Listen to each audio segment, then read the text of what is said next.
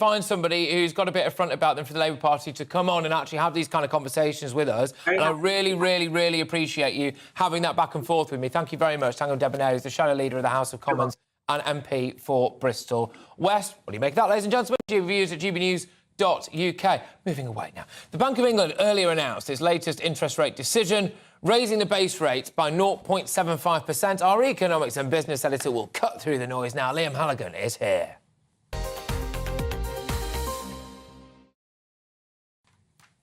The UK faces a tough road ahead, said Bank of England Governor Andrew Bailey today, with a recession looming on the horizon. But it's the Bank of England's job to tackle inflation, which is at 10.1%, of course, a 40-year high. And that's why the Bank of England has now raised interest rates. Back in 2014, rates were at 0.5%.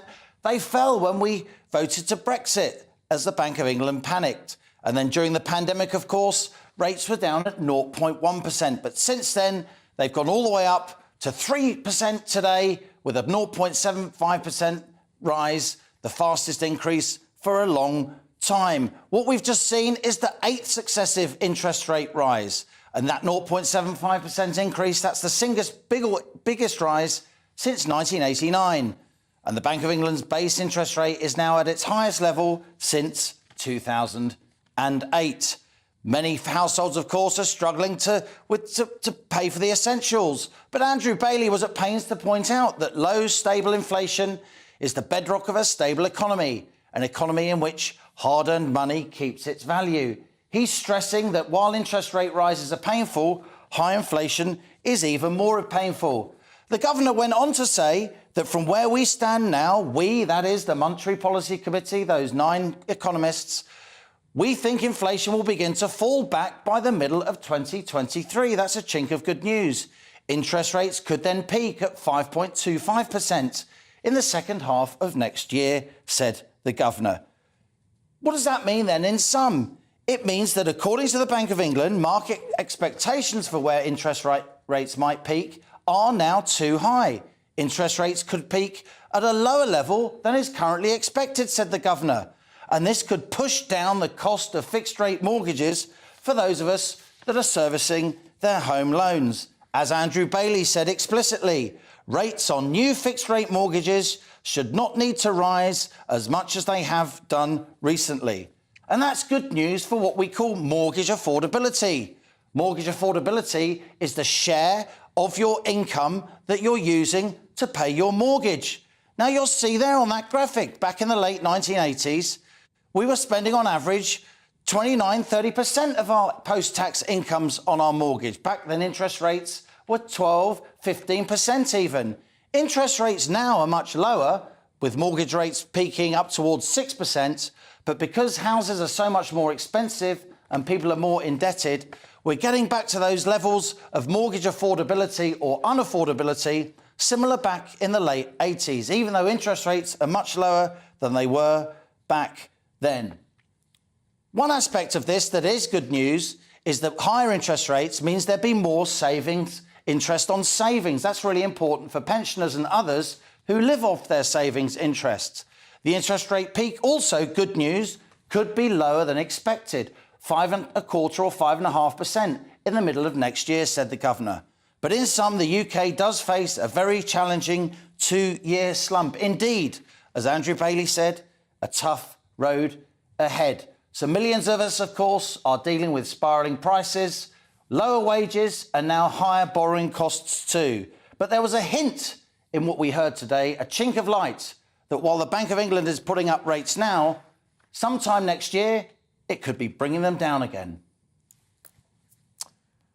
Liam, thank you very much. Liam Halligan there, our economics and business editor, bringing you up to date with everything to do with interest rate hikes. Thank you very much, Liam. Right, OK, a bit of a shift in tone now, ladies and gentlemen, because a mother and her partner have both been jailed for life with a minimum term of 39 years. They murdered her son during a campaign of horrific and prolonged torture. He died after weeks of what prosecutors described as cruel assault and abuse at the hands of his mother and her long-term partner. Let's get the latest from GB News' Yorkshire and Humber reporter Anna Riley is outside Leeds Crown Court for us now. Anna, what's the latest in this shocking case? Hi Patrick. Well, the Honourable Mrs Justice Lambert, she drew away from giving a whole life order to both defendants, and she gave them life imprisonment with a minimum term of 39 years. She said that the CCTV that was recorded in the home showed the abuse inflicted on Sebastian. She said that began back in January 2021 and then continued until his death on the 13th of August last year. She talked about the incidents that were seen on camera, some horrific abuse by Sebastian's mother and by his stepfather. She said that Latachevsky, the stepfather, acted as a bully. She said, like all bullies, unable to maintain respect in any other way, you sought to intimidate Sebastian, who was weaker than you. And the CCTV footage showed him flying into a rage and attacking Sebastian. She said that Kalinowska, the mother, didn't care about her son. Her son came to the UK for a better life, 15 years old. He was only here for 10 months and then he died. She said that she didn't care about what happened to Sebastian, that she looked on and that she was part of the abuse that the stepfather inflicted as well. And an impact statement was read out by the prosecution as well, in which Sebastian's father said that Kalinowska and Latachevsky were monsters. He said that on the 13th of August 2021, my whole world came tumbling down on me. He said the news of his death made part of me die with him. He said that the only experience that before Sebastian came to the UK that he remembers of his mother was when he was 11, when she gave him 3 lollipops. That was how you were remembered by your son. He said you came to hate your child so much, you were offered the chance to be in your child's life, but you repaid him with hostility.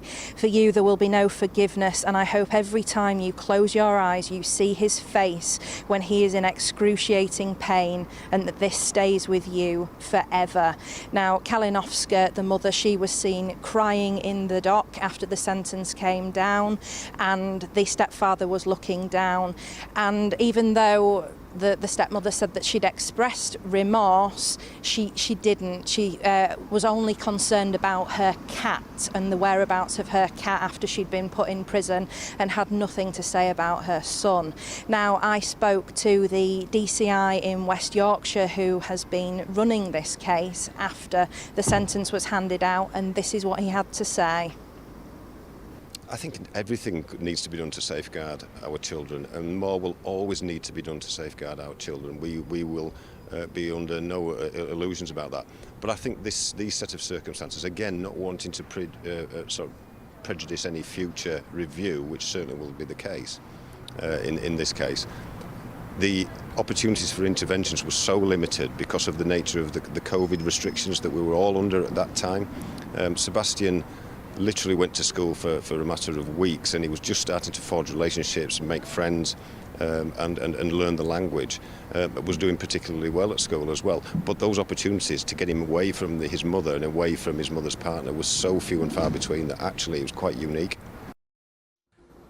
Anna Riley, thank you very, very much for bringing us the latest on what is, frankly, one of the most sickening cases that I've ever actually heard of. GBNews' Yorkshire and Humber reporter there, Anna Riley. Good grief. Hey, right, OK, well, speaking at a press conference, moving away from that now, speaking at a press conference following the publication of the inquiry's report, the Chief Constable for Greater Manchester Police, Stephen Watson, this is in relation to the Manchester Arena bombing, said, I fully accept the findings of the chair, Sir John Saunders. He also went on to say the communication between emergency services was poor. As far as I could tell, it was next to non-existent, actually, and apologised unreservedly for their response to the attack. Well, joining me now is former head of counter-terrorism. It's Nick Aldworth. Nick joins me now, I believe. Yes, there we are. Nick, thank you very much. Look, we've heard a kind of very public castration, really, from a lot of the emergency services there. We had the Chief Constable of Greater Manchester Police, British Transport Police, the fire services. I've got to ask, really, about this. None of this would have happened if Salman Abedi hadn't been let back into the country, and if the warnings from the FBI that he was not only a threat but was actually planning a terror attack had actually been adhered to. What do you make of that? I mean, should we have been done a bit more there? Because Is that not something that people should be holding their hands up to? We knew this guy was planning an attack. So, Patrick, as you're probably aware, there is a third part of the inquiry to come, which is a investigation of the intelligence services and counter-terrorism policing's role in managing the threat that he clearly presented subsequently. So I wouldn't want to prejudge or prejudice that particular inquiry. What we have seen, though, is Sir John, he doesn't mess about, does he? I mean, he gets to the point of the truth, and he's certainly not hesitant in drawing those conclusions that need to be highlighted publicly. No, indeed. Now, one thing that I want your take on, which I know a lot of members of the public will find hard to understand. We know our emergency services do an unbelievable job, and at times a really terrible and dirty and distressing job responding to the most abhorrent things that one can imagine. A lot of people find it very hard to understand how paramedics, fire crews, police officers could stand outside that arena knowing that a bomb had gone off, regardless of what their superiors were saying, listening presumably to the screams of the people inside. Just talk me through that, because that is a systemic structural failure, isn't it? So look, I think what we have seen here is a systemic inability for some of our public services to learn and act on that learning. We seem to be making the same, usually command and control related mistakes over and over again. That's not down to individual officers and individual paramedics and individual firefighters. Those are organisational and structural problems that we really need to address. You know, this stuff should not have happened. GESIP has been in force since 7/7 or just after. It's something that people are taught, but my strong belief is it's not embedded well enough in organisations. Well, can I just put that to you? I appreciate this has got nothing to do with you. It's just a relevant piece of information. There's a chap called Dave Keelan who was high up, I'm sure you're aware of this guy, was high up in the county-wide fire service. He heard of the Manchester Arena bombing, he went back to bed. So there's an attitudinal problem there, one would argue. It's all very well and good, the likes of Stephen Watson, who's Chief Constable of Greater Manchester Police. Can I just say, as someone who's from roughly around that area anyway, I've been in that arena many times, knowing the people of Manchester, I heard Stephen Watson stand up and I thought the optics of this are terrible. He's got a very, very posh accent. He sounds like the kind of guy, frankly, who is, you know, made for senior management and all this stuff. The normal, ordinary man, woman and child who died in that arena will not necessarily really want to hear what sounds, I put it to you, a bit like a posh chap, standing there saying, we've learnt our lessons, we're sorry, nothing like this would happen again. They want to see heads roll over this. And is it all very well and good putting up structural things in place? We've got defibrillators at the scene now. Yeah, OK, fine. What do you do to weed out people like Dave Keelan, who went back to bed while 22 people had just been blown up in an arena? So I can't speak for that individual. I haven't got that far through the report. As you're aware, it's 1,000 pages. I have had it for about 2 hours now, 149 recommendations. But each of the services you reference, Patrick, have got their own misconduct and disciplinary procedures. If they are warranted, I would hope that they would be used. But look, there can be attitudinal challenges sometimes. There can be mass confusion sometimes. So I was in policing in 2017 looking after London, and I remember the early reports from Westminster Bridge, and those reports were a bus had gone off the bridge, a bomb had exploded, there was a marauding firearms attack heading towards the West End. None of those three things turned out to be true. These are hugely complicated matters to try and decipher. Now, as for a posh bloke talking to the public on behalf of Manchester. Steve Watson, I don't know him personally. I've known of him in his roles previously, and he's previously, I believe, served in the Met. And he's well regarded. Now, I get that people may not want to hear from him, but of course the counterpoint to that is who do they hear from? And it's equally not fair when your failings are laid so brutally bare to offer up somebody else to actually have that conference on your behalf. So I think that as irritating as it might be for some, it's wholly appropriate. But Patrick, I just want to, if I may, just bring you into one thing, which is this is not just a systemic policing and emergency services issue. This is a government issue, I'm afraid. And I speak as somebody who, alongside Fegan Murray, the mother of one of the murdered victims, have been campaigning for a new law for 3 years. It made a manifesto promise 3 years ago. All of the then leadership candidates in the Boris Johnson original election for leader signed up to it. Some of those are now back in the cabinet. It appeared in the Queen's speech in May this year. And that piece of legislation has still not been pushed forward. And that legislation could have saved lives on that night. There's layers upon layers upon layers of different things that could and, let's be honest, should have been done in order to save lives. Look, Nick, thank you very much. I appreciate you coming on, and it's really great to have someone with your insight, and I hope that we speak again very, very soon. Nick, thank you very much. Take care. All the best. Right, OK, ladies and gentlemen, there is loads coming your way right here on GB News Live. We're kind of putting the live into that name today because very shortly we're going... In fact, now we're going live to a press conference. Mayor of Greater Manchester, Andy Burnham, is talking about this inquiry. And then, of course, we'll go into questions. I want to thank Sir John and his inquiry team for giving us the fullest picture of what happened at Manchester Arena on the night of the 22nd of May 2017 and into the early hours of the 23rd. To those injured, to everyone still struggling, and most importantly, to the families of those who died, particularly John's family and Safi's family, I wish to say this very clearly. You were badly let down on that night. You were entitled to expect much better from our emergency services than the response provided.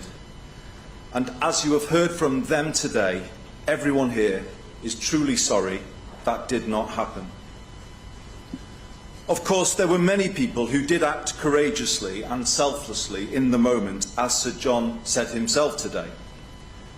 We recognise what they did. Police officers and paramedics did run into what they believed to be a dangerous situation, as did arena staff, travel-safe officers and staff from Northern Rail at Victoria Station. In particular, the members of the public who helped others in a desperate situation deserve our huge thanks and more recognition for what they did. Many people in all emergency services did do their jobs properly, but they were let down by the lack of a properly organised response. As the inquiry report makes clear, the reason people were left in this unacceptable position was the result of poor advanced planning and a failure to follow established guidance for an incident of this nature. That led to a poorly coordinated and confused response operation on the night. There is no justification nor excuse for this. I can only speak for the services for which I am responsible, Greater Manchester Police and Greater Manchester Fire and Rescue Service. And in my view, they failed so badly because at the time they had poor leadership, a poor internal culture, and an inability to collaborate properly and apply JESIP principles as the public should have been entitled to expect.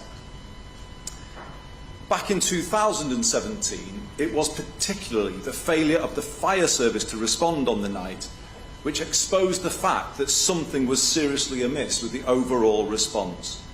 That was the reason why the Deputy Mayor and I decided it would be wrong to wait for this public inquiry to conclude, and instead we initiated our own process of inquiry and learning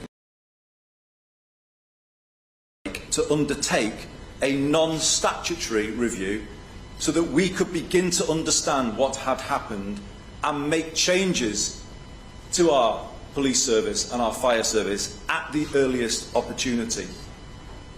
I note today that the Kerrs Lake report has been endorsed by the chair of the inquiry and has been used as a foundation for today's report. With regard to the fire service, the Kerrs Lake report in 2018 helped us get quickly to the scale of the internal problems it had, which was confirmed by visits to all fire stations in Greater Manchester that the Deputy Mayor and I personally undertook. I can say this with confidence to the people of Greater Manchester. Your fire service of today is not the fire service of 2017. It has new, more effective leadership, which in turn has brought about an improvement in internal culture and, as His Majesty's Inspectorate of Constabulary and Fire and Rescue Services has confirmed, has also improved in the way the service supports its staff. Evidence of this can be seen in the agreement reached by the new Chief Fire Officer and the Fire Brigades Union for a new approach to dealing with a marauding terrorist attack. Greater Manchester Fire and Rescue Service is currently training all of its firefighters to respond in that eventuality, equipping all pumps with the capability, and alongside London is the first fire service in the country to do so. With regards to Greater Manchester Police, what this inquiry reveals is very troubling. It is barely believable to me, given my request to them to cooperate fully with the Kerslake report, that our police force back then provided an inaccurate account of their actions 9 months after the attack, which was signed off by the former Chief Constable, something which he accepted in evidence in 2021 was a, quote, grave error. It is my view that the force tried to stick for too long to a corporate narrative that suggested it had acted effectively. That wasn't just disrespectful to the families and those injured. It had the effect of misleading myself and the Deputy Mayor, denied everyone the opportunity to learn, and delayed the action needed to improve the force. This is sadly something we have seen in the aftermath of other disasters, and a pattern that keeps on repeating. In late 2020, I had all the evidence I needed to change the leadership of Greater Manchester Police, and that is what I did. Last week, His Majesty's Chief Inspector of Constabulary confirmed that there has been a total turnaround since. So I can also say this with confidence to the Greater Manchester public. Your police force of today is a very different entity to what it was in 2017. But there is no complacency at all on our part. We will face up fully to every single word and recommendation in this report to ensure that the process of improvement and learning in both services continues. And the Deputy Mayor will say more about this in a moment. However, I see 4 additional substantial actions which are needed in the light of what has been revealed today. First, I have asked the new Chief Constable and Chief Fire Officer to consider whether we need a major overhaul of the handling of 999 calls in Greater Manchester. While I do not criticise individual members of staff, it is clear that North West Fire Control did not adequately support the response on that night. This has led me to question whether the arrangement of handling 999 fire calls in a separate service outside of Greater Manchester is the right one for us going forward, particularly when it comes to mounting the best joint response we can to major incidents. Therefore, I have asked for an evaluation from both chiefs on whether we should co-locate police and fire in a joint control room in Greater Manchester. I expect to receive that in the new year and will make a further statement then. Second, I am clear that this inquiry provides a major point of reflection and learning, not just for our police force, but indeed for every police force in England and Wales and public service in the country. Time and again, in the aftermath of major incidents, we have seen how public services have failed to tell the truth at the first time of asking. This doesn't just deny bereaved families the answers they deserve, which is appalling in itself. It denies those organisations the opportunity to learn and change. A legal duty of candour on all public servants would break this pattern that keeps on repeating. It would empower police officers and public servants at every level to say what they feel needs to be said to all official inquiries, and thereby resist any pressure from above not to do so. In that way, it will be a protection against the wrong behaviours that can lead to poor cultures. It is 5 years this week since Bishop James Jones recommended a statutory duty of candour in his report on the experience of the Hillsborough families.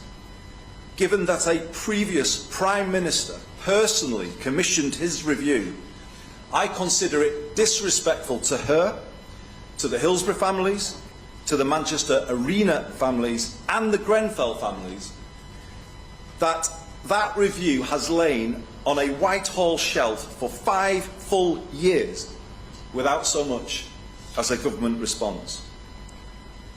This cannot continue. I have had a constructive meeting this week with the new Home Secretary, and I call on her to bring forward a response as soon as possible and to accept the need for a statutory duty of candour. In my view, a culture of speaking candidly is what our new Chief Constable has brought to Greater Manchester Police. It is what has helped us to exit special measures, and it can do the same for other police forces as a tool for learning and improvement. But it needs to be enshrined on a permanent basis.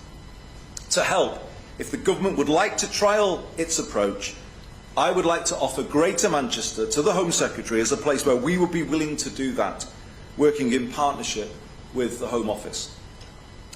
Third, like Sir John, I want to point to another legislative change which is needed, and if enacted, would actually help the emergency services do their job. This is the duty to protect, or Martin's Law, which would strengthen security arrangements at public venues, big and small, and create a consistency and clarity currently lacking. We pay tribute to Martin's mum, Figan Murray, for championing this change, but its implementation is now overdue, as Sir John said. The government must turn commitments to legislate, given to Figan and others, into real action, and resist any calls to water down this important and much needed law. Fourth and finally, I want to ensure that the findings of this authoritative and important public inquiry will be protected in perpetuity and not be allowed to be undermined or subverted by those who wish to present false narratives and conspiracies.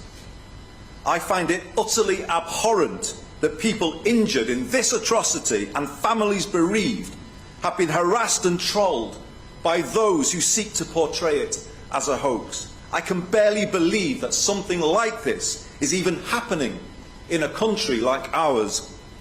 But I have seen also how it is becoming more common for the victims of this and other disasters to be on the receiving end of trolling using false narratives. I call therefore on the government to consider making it a specific offence to deny the facts about major disasters, such as the deaths that occurred, and to subvert the findings of non-contested inquiries like this, creating false narratives and conspiracies which re-traumatise victims. In conclusion, over the last 5 years, I have had the privilege of getting to know the families who lost loved ones on that night. They are, without exception, wonderful people who, as I said at the start, deserve so much better. I have also got to know many of those injured and have seen firsthand how they have come together to help each other through initiatives such as our incredible Survivors Choir. I hope they all know me well enough by now to know that I would never give them platitudes like lessons will be learned.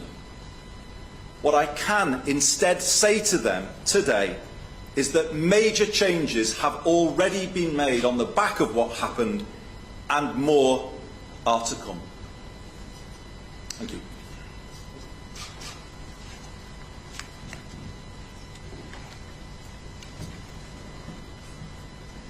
OK, so that was Andy Burnham there, the Mayor of Greater Manchester, giving his verdict on the Manchester Arena inquiry.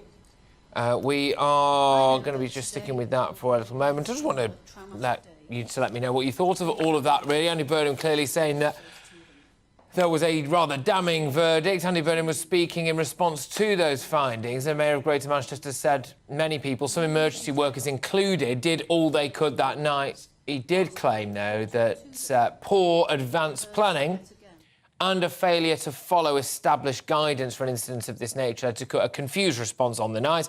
Look, there's quite a lot of detail here. Basically, there was no joined-up communication, it would appear, between fire, ambulance and police. Then when they got there, of course, there was a concern there might have been some kind of secondary device, which I understand. So there was a perimeter set up, which meant that realistically one paramedic was allowed in the scene for absolutely ages. People were bleeding to death, suffered catastrophic injuries. The result of this inquiry is that of the 22 people who died, 23 if you include the bomber, which we won't, obviously, 20 had unsurvivable injuries.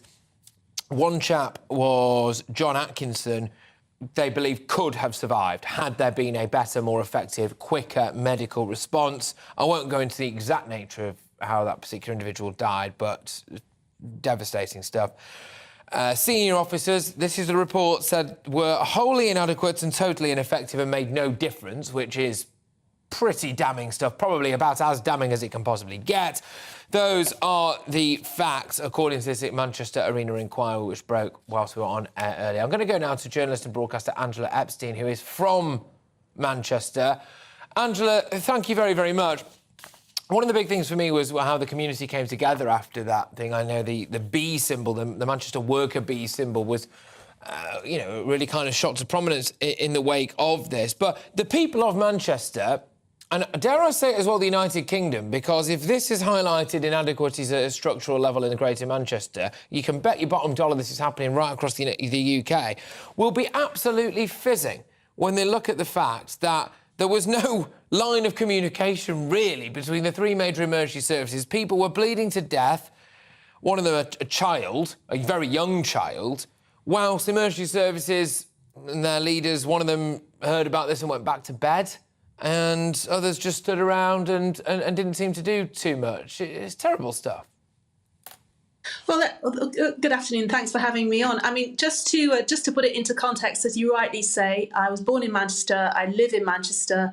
I only leave the city for work and travel. I love it here. It's a wonderful city. And the instinctive response, apart from the communal horror, which was felt all over the world, was that we will not be cowed by this, which sounds like a tea towel slogan, but it's very much in the DNA of the people that live in this city. To put it into context, because we have this one major arena, it's not like London or other places where there's lots of different choices. In the city centre, of course, you can have concerts at football grounds and other places, but this is very much a landmark place, and practically everybody you know that lives in Manchester will have been to the arena. I drive past it all the time. And what's come out of this, from this inquiry, apart from all the horrible things and the terrible suffering, the lives lost, the lives ruined and devastated, is that this was, again, another slogan, an accident waiting to happen. It means that hitherto, any one of us, you mentioned yourself, you've been to the arena, anybody who's been in that arena was essentially a sitting duck for a major event like this, a major terrorist event. Now, 7/7 happened in 2005. That was 12 years earlier. It's not as if the world, as if the UK was immune to the idea that those big terrorist activities were not just about 9/11 and things that happened elsewhere. They happened here in our domestic communities. Yeah, and the fact that nothing was ever in place is astonishing. Yeah, I just want to get something else in. I mean, as somebody who has been in that exact spot where that bomb went off, the thing I find remarkable about it is that more people didn't die, actually, when you consider the usual amount of people funneling in and out of that. I mean, it's remarkable to me that happened. I have massive concerns about what has been said today. Stephen Watson, Chief Constable of Greater Manchester Police, they all said the same line. They had the Chief Constable of British Transport Police, the Chief Fire Officer. They're all saying the same thing. They've got lines to here. If this happened again, then things would be different. Well, firstly, I hope we never have to find that out. But secondly, it's not good enough. Is sorry good enough to the victims and their families? Well, sorry is always a bit of a stupid word, because if you were really sorry about something, unless it was entirely out of your hands, you would never allow a set of circumstances to conspire to allow it to happen in the first place. Really, really sorry I smashed into your car, but I wasn't looking where I was going. People say sorry every day of the week. Yeah. Obviously, something as grotesque and massive as this, there are no words that will ever offer consolation to those who have been bereaved, and only the slightest consolation is that there is safeguarding so that it wouldn't ever happen again. But this kind of headless chicken response, and sorry to sort of a pained bird analogy, is married with a kind of sitting duck element of the arena and other places. I often think I frequently travel to Israel, for example, which is on a permanent state of terrorist alert, and I've often wondered why we don't have more kind of general security, bags checked going into very busy shopping centres, just a simple scanner to walk through, because from the optics sense, that would be helpful. You have that over there in certain other places as well. And the civil libertarians immediately moan, oh, we don't want to live in this kind of surveillance state. We don't want that. Well, we want innocent people slaughtered until we can get into these terrorist cells and root out. And I know that will be the third part of the inquiry about the radicalisation of Abedi. Then we need to do something to say, God forbid, there but for the grace, but you know what, we need to have better things in place now. It's terrible that we've actually come to this situation, Angela, really. Look, Angela, thank you very, very much. Angela Epstein, a journalist and broadcaster from Manchester, reacting to that Manchester Arena inquiry, which was devastating, to say the least, when it comes to the shocking, the absolutely catastrophic response, or lack of response, really, for the emergency services, the fire, the ambulance and the police, not really through the fault, or not at all through the fault of the people lower end of the spectrum, you kind of paramedics on the scene. The higher-ups, no direct line of communication between the people with the blues and twos on. Senior officers made absolutely no difference whatsoever. Lives could have been saved. One paramedic in an arena full of people there, shocking stuff. And what we're going to look ahead to as well is the fact that there's a third inquiry into this, and I would argue, not to take anything away, of course, from the victims and the families of victims, etc., from this particular inquiry now, but maybe a more national perspective. The FBI had warned us that Salman Abedi was not only a terror threat, but he was planning a terror attack, and nothing was done about that. The inquiry into how the intelligence services may or may not have let us down, I think is going to be, frankly, well, morbidly fascinating, really. We're going to have to wait for that. That is the latest, anyway, for you on the Manchester Arena inquiry. But we're moving away from that now. I'm going to be talking about our borders, because Home Secretary Suella Braverman has now left the Immigration Processing Centre in Manston after spending 2 hours on the site, the scene of a potential invasion on our south coast. She was criticised over the conditions at RAF Manston, which is designed to hold 1,600 people for a matter of days, but it's being used to house around 3,500 people for several weeks. Let's now speak to GBNews' Home and Security Editor, Mark White. Mark, thank you very much for continuing to give us the updates on this. What is the latest? Suella Braverman has left. Yes, it was 2 hours, as you say, touring the site here at Manston, and actually took part in a Q&A with a number of members of staff here at Manston as well. According to the Home Office, they said that was well received by the staff. No more detail really as to what questions they had for the Home Secretary, but clearly they're unhappy, because I heard from a whistleblower just at the weekend there who was talking about the very difficult conditions in this place, because it's only meant to process people for some 24 hours, and instead, because of the numbers coming across the channel, they've been backing up before they can get them off to these hotels as interim accommodation, and that's been raising the tensions here at Manston and resulting in violent incidents on a pretty much a daily basis, with staff as well being attacked, and some really serious concerns that there may be significant disorder unless the situation is resolved. Well, Suella Braverman has heard their concerns, and she takes that away with her now as she looks for solutions to this issue. Yeah, Mark, look, you mentioned almost daily violence at that centre there, but can I just get an update from you on a story that I think is terrifying and terrible, which is an update on, it was a London migrant hotel, reports of, is it a teenage boy being raped? Is that correct? Allegations? Yeah, clearly concerning reports coming out about 2 incidents at a hotel in the Waltham Forest borough of London. It's housing 250 refugees or asylum seekers, adults, and 150 children there. Metropolitan Police have confirmed to us that they are investigating 2 separate incidents, one involving the alleged rape of a teenage boy. He made those allegations to police last month. That man in his 30s, the suspect in this case, has been arrested. That investigation is now ongoing. The other incident happened a few weeks before that, with allegations of sexual touching of a child under 13. And in this instance, a 17-year-old male who was also staying at this hotel has been arrested and has now been charged with this offence of sexually touching a minor. They will appear in court in the coming days. The leader of Waltham's Forest Council has written to Suella Braverman expressing her concern about just the safeguards that are in place, or perhaps a lack of safeguards in place at this hotel. No, it's shocking stuff, Mark, and I think our viewers and our listeners have to understand as well, this is ongoing stuff. As you said there, I think people are going to appear in court, so we can't go into too much comment, or any comment really at all, about the nature of that. No doubt that is a story that people are going to be gripped to as it unfolds, and so we'll bring you the latest on that. But just, Mark, just want to finish us off going back to where you are right now at Manston. Suella Braverman, the Home Secretary, has just visited there, and she's just left, for example. I had Tanguy Debonair, the shadow leader of the House of Commons, on earlier on, Labour, of course. She said she wants to increase, Labour's big plan is to increase the speed of the processing, right? Speed of the processing. How can we increase the speed of the processing? Is that easy? How do they do that? I'm not really getting any answers. Well, they work as fast as they can for the staff they have. This is all dependent on the numbers who come over the channel. Now, on a day like today and the day before and the day before that, we've had storms in the channel, so no one has come across.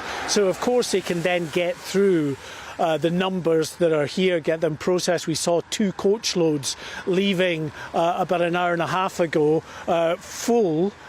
So that's what, 120 odd people heading off to these interim accommodation arrangements that have been made for them.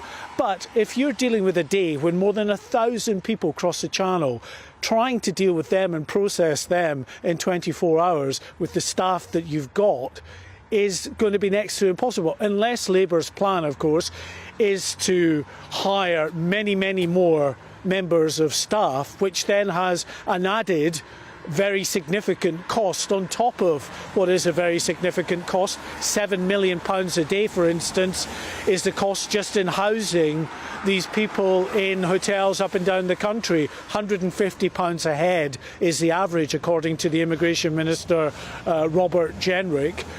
So you can see the costs are mounting all of the time, and that doesn't begin to really establish the wider costs in terms of the costs to local authorities in providing council house provision and all of the other services that these individuals require. Mark White, thank you very much. As ever, our Home and Security Editor, Mark White, there, bringing you up to date with a couple of massive stories. Suella Braverman visiting that migrant detention centre, speaking to staff, but also bringing you the update. There are allegations that a teenage boy was raped at one of the migrant hotels and allegations of sexual touching towards a minor as well.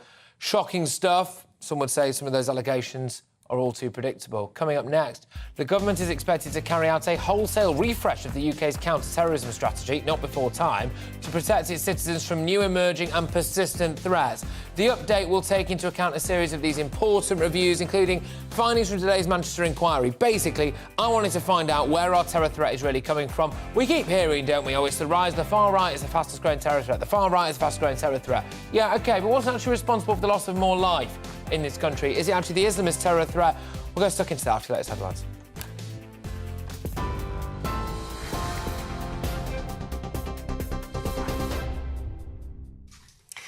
Patrick, thank you, and hello to you. Well, as you've been hearing, our top story today is that survivors of the Manchester Arena bombing say that on the night of the attack, they felt as if they'd been left to die. That comes as a highly critical inquiry found there were significant failings by the emergency services. The victims' families have described the multi-agency response as catastrophic, saying it showed the system was truly broken and needed a complete overhaul. 22 people were killed and hundreds were injured during an Ariana Grande concert in 2017. The second of 3 official reports found at least one victim, John Atkinson, could have survived had he received the right care in time.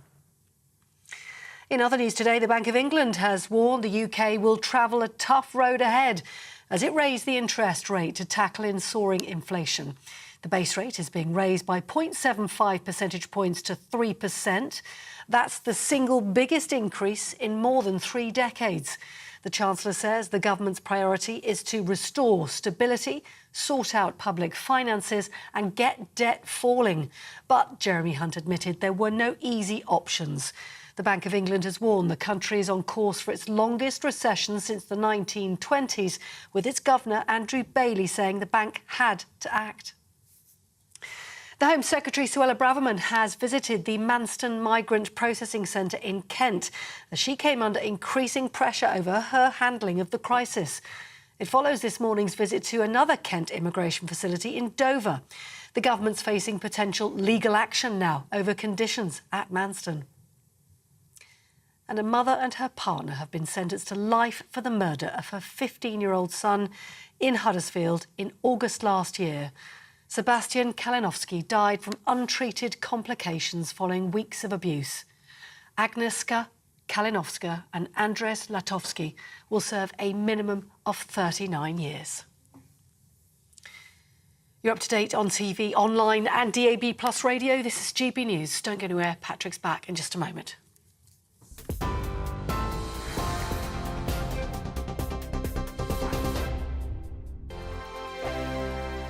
Hi there, it's Stephen and Anne. At breakfast from 6 a.m, you'll always be caught up with everything you need to know, the latest headlines, opinions and debates. We'll bring you the good news and the bad, but most of all, we're here for you. Remember, send in your views and let us know what you would like us to talk about. That's because we're your news channel. And every morning at 6 a.m, it's breakfast on GB News. We are GB News, and we'd like to say thank you to each and every one of you for bringing us your conversations, for helping our great nation find its voice. We are here for you on radio, television, and online, across England, Scotland, Wales, and Northern Ireland. It's not the the BBC. You know, you actually get your facts right. We are proud to be GB News, the People's Channel, Britain's news channel. Join me, Nana Akua, on Friday, Saturday and Sunday afternoons on GB News. Expect fiery debate and passionate discussion as me and my panel tackle some of the biggest topics hitting the headlines. It's a place for everyone's opinion. No one gets cancelled, but no one gets an easy ride. Oh, she's on it today. Be ready for conversations that are fierce, frank, and of course, fun. Every Friday, Saturday and Sunday afternoon from 4 p.m. on GB News. On Mark Dolan tonight, we have a simple plan, which is to inform, stimulate and entertain in equal measure. It's all about getting your opinions on the national television airwaves. I love my viewer emails, mark@gbnews.uk. So do join me every Friday, Saturday and Sunday for big guests, big opinions and a big presenter. 6'5", don't you know? See you then on GB News.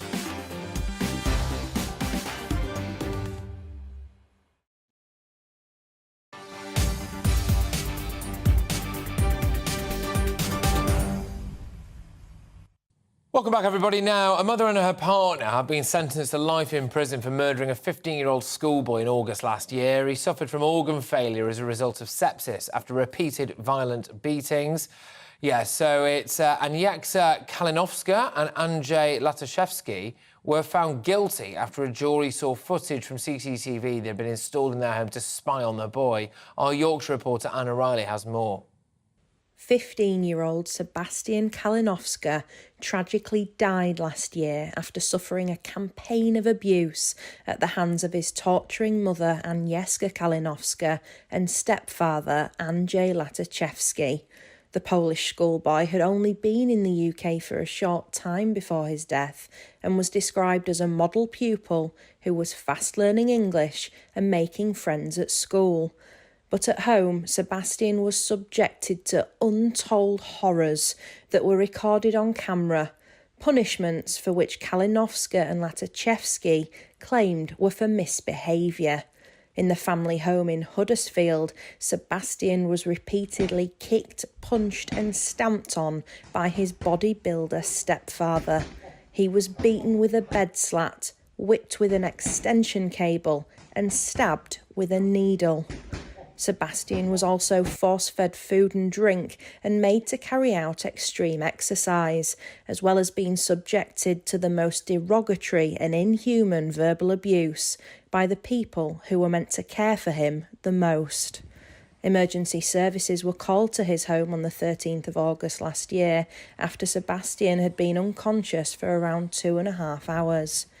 But he died in hospital from organ failure as a result of sepsis brought on by multiple untreated broken ribs. Soon after, Kalinowska and Lataszewski were arrested in connection with Sebastian's death, and police seized CCTV showing the violent attacks on Sebastian. Kalinowska admitted child cruelty, while Lataszewski admitted manslaughter, but both denied murder. After a long and gruelling 6-week trial, a jury at Leeds Crown Court returned guilty murder verdicts for both. Following this, the Crown Prosecution Service said Agnieszka Kalinowska and Andrzej Lataszewski were the two people Sebastian should have been able to trust the most in the world. But instead of loving, protecting and caring for Sebastian, they subjected him to an utterly horrific and prolonged campaign of extreme physical and mental abuse. It's impossible to contemplate the agony and fear this young boy experienced, inflicted in his own home by his supposed caregivers. The defendants are now facing very many years in prison. Sebastian was buried in his hometown of Kwidzyn in Poland. His grave has become a shrine covered in mementos of his short life. Anna Riley, GB News.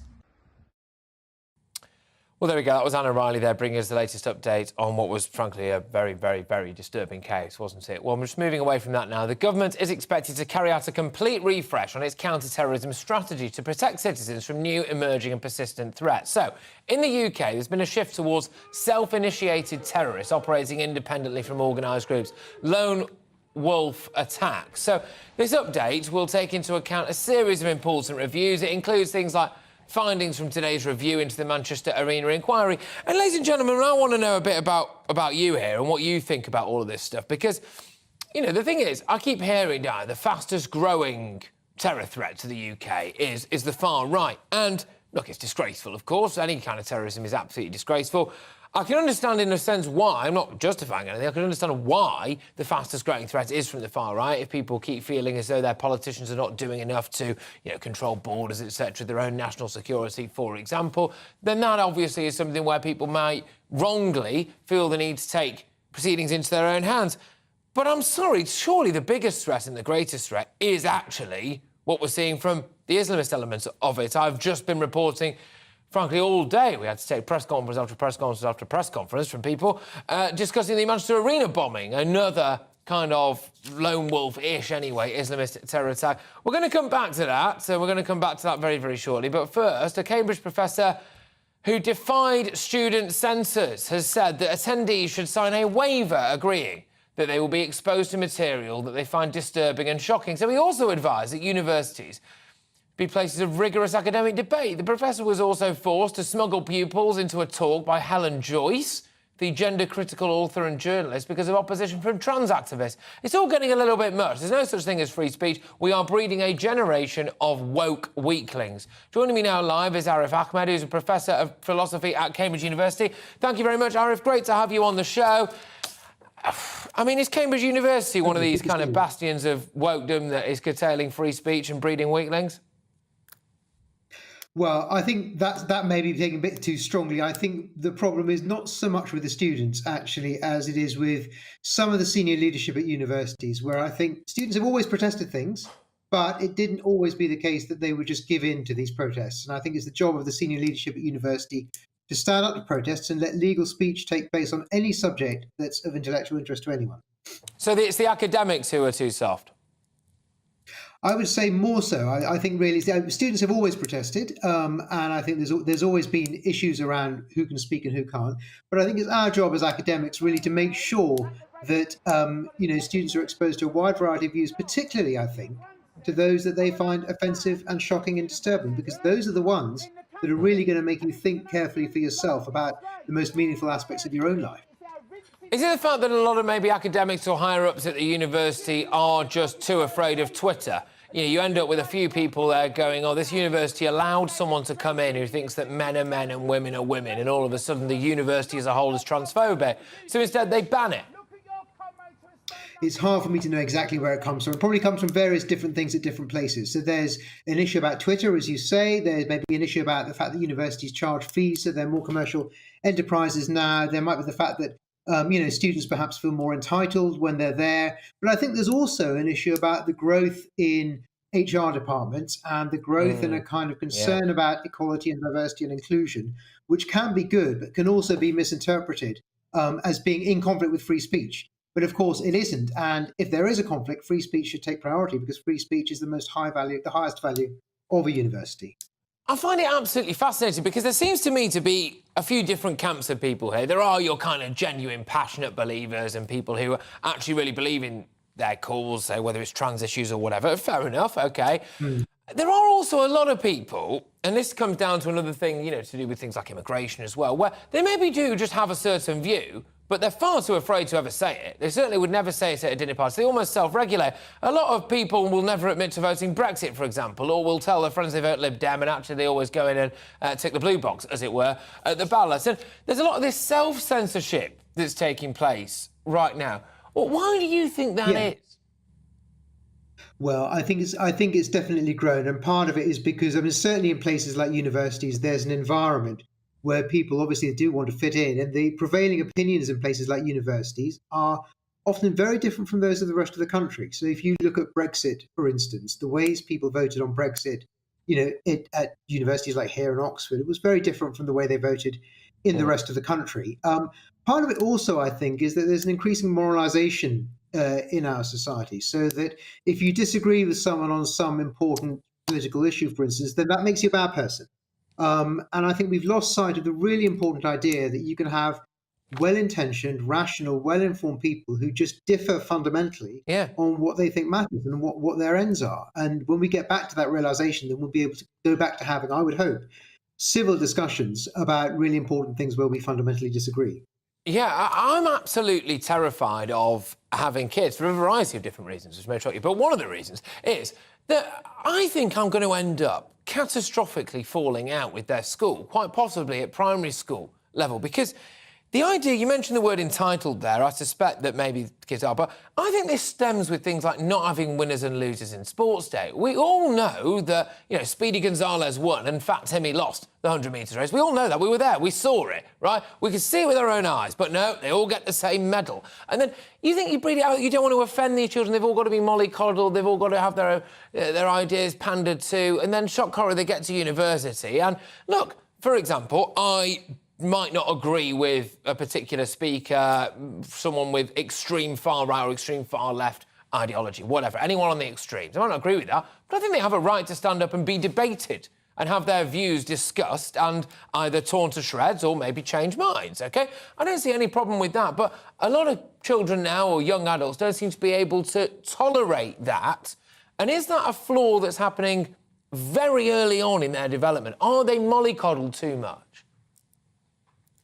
I think there is a widespread sense of that, and I do get the sense that students at schools now perhaps have less opportunity to take part in controversial discussion than they used to. But one positive thing I would say is that I do find that when talking to people, 14 or 15, if you may explain it to them why it's a good idea to hear things that you think are wrong and to hear things that you have beliefs circulating that you think are false, because that's how you know whether you're right or wrong, is to have them challenged. They do actually get it fairly quickly. So I think interventions at the school level, just teaching them basic facts about why freedom of speech is so important, and historically why it matters to this country, could be really helpful.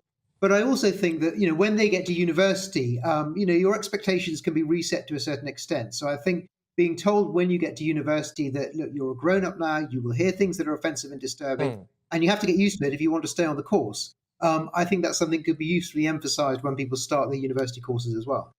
Arif, I've really enjoyed that. Thank you very much. I hope to have you back on again soon. Arif Ahmed there is a Professor of Philosophy at Cambridge University. Good stuff, eh? What do you make of all of that, ladies and gentlemen? Right, we're moving away from that now and back to this expected review from the government to carry out a complete refresh of its counter-terrorism strategy. It's going to include a load of stuff, really, in relation to the Manchester Arena inquiry, lessons learned. But I'm joined now by a counter-terrorism expert, founder of International Protect and Prepare Security Office.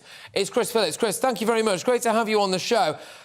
We've got another inquiry coming down the road, which is a third inquiry into the Manchester Arena bombings, which is why the flipping heck Salman Abedi was allowed back into Britain and why we didn't clamp down on him when the FBI even warned us he was not only a threat, he was planning a terror attack. And how was it allowed to happen?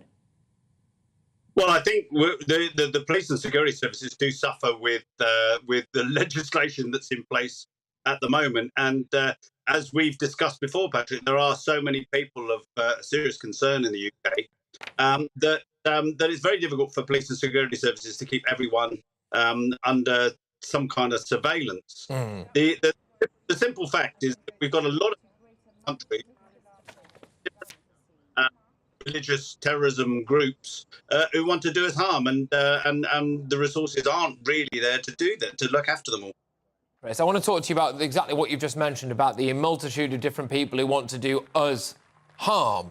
I keep hearing about the idea that, the biggest threat we're facing at the moment is far-right terrorism. Now, far-right terrorism is bad, but I refuse to believe that there's a bigger threat from the far right than the repeated, unrelenting, and as far as I can tell, absolutely massive threat from Islamist terrorism.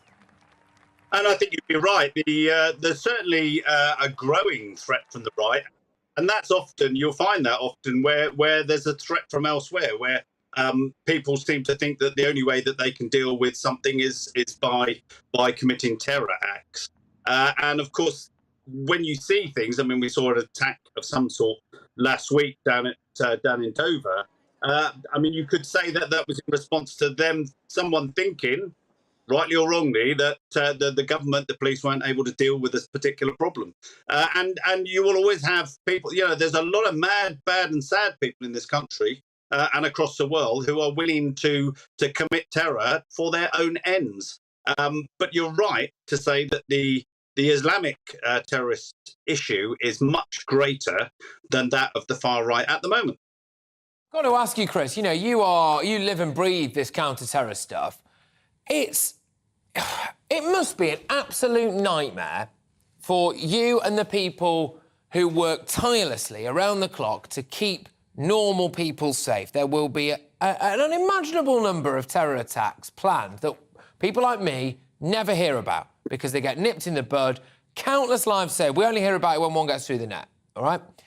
But the idea now that we've got 1,500 people a day in some cases, that we have no idea who they are, a lot of where they're from, coming into this country across the Channel. I don't want to tar everyone with the same brush at all. We can't. There are some genuine refugees and asylum seekers there. But it's a simple matter of security and counter-terrorism. That's got to be an absolute nightmare for people like you. It is an absolute nightmare, and it's not only terrorism, of course. It's organised crime, and we know that Albanians, and we're talking a very wide spectrum here, but there's an awful lot of serious and organised criminals that operate through Albania. And yes, when you look at the percentages of people coming into this country, a proportion of those will be of real concern to the police and the security. Are we too kind, Chris? Yeah, are we too kind, Chris? Is it all well and good saying, well, if we suspect you of being a terrorist, I'm kind of referring back to the old Salman Abedis of this word now, the Manchester Arena bomber. If we suspect you being, well, you've got human rights. Oh, it's a tough one, isn't it? But also, are we a bit too kind with what's going on in the Channel? You know, are we sleepwalking towards an absolute national security and terror-related disaster here? Well, this is a Europe-wide issue, actually. It's the same in France. And to think it's just a UK problem is what I would say is that there are huge amounts of people that are really mad, bad and sad. Some of them coming across the Channel, some of them already here.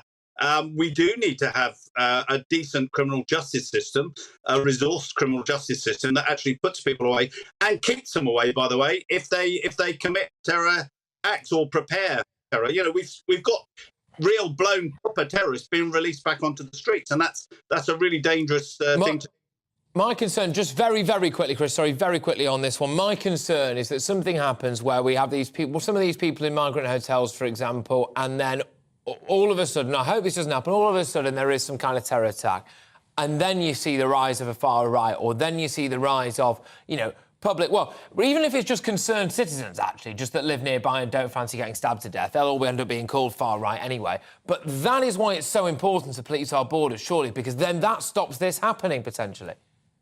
Yeah, but also that very same thing should be happening in our society, because what we have now, and everyone recognises, there's been a poor police response to crime over the last 5 years, 10 years. And what you'll see is local people protecting themselves. And then you just multiply the issue one way or the other. It's not just terrorism, it's crime generally. And this is where we're going to go if we don't resource our criminal justice, our police, etc. Absolutely. Look, Chris, thank you very, very much. Chris Phillips there, who is a counter-terrorism expert and founder of International Protect and Prepare Security Office. Great stuff. Thank you very much. Right, up next is Jubes & Co. with Michelle Dewberry, who joins me right now in the studio. We got coming up, Michelle. Hello, Patrick. Yes, the interest rates, of course, we'll be aware by now, 3% is that base rate. And it's been predicted that we are heading headfirst into what could be the longest recession on record. Are we? And what on earth should be done about it? And it might have not gone unnoticed that I've got a bit of an accent, northern one, let's be honest about it. And it seems a big survey has been done that shows that people are still being discriminated upon based on their accent. How is that even still a thing? I think it's snobbery, pure and simple as that. And Albania, of course, the conversations and arguments rumble on. Now the Prime Minister of Albania is basically saying, you know, don't blame us. It's your policies that are at fault. Is he right? Yeah, remarkable, isn't it? I mean, there's a reason why he says don't blame us as well, which I'm sure you'll probably get stuck into, which is when you look at the amount of money that's going back to Albania. And, of course, we would probably try to fund some infrastructure projects over there to make sure that people didn't have to leave. But that money would never see the light of day, would it? Michelle, thank you very much. I don't discriminate against you for your accent. Apparently, by the way, the two least favourite accents are something like the Northern and the Midlands. And I'm Northern and my producer's from the Midlands, so everyone else in the office that's you done for, that's you done for. That's it, game over, absolutely. Get out, It's only a matter of time before I'm replaced with someone with Cambridge or something like that. Anyway, look, thank you very much, Michelle. Right, Jubes & Co. is next. That's going to be an absolute rip-roarer.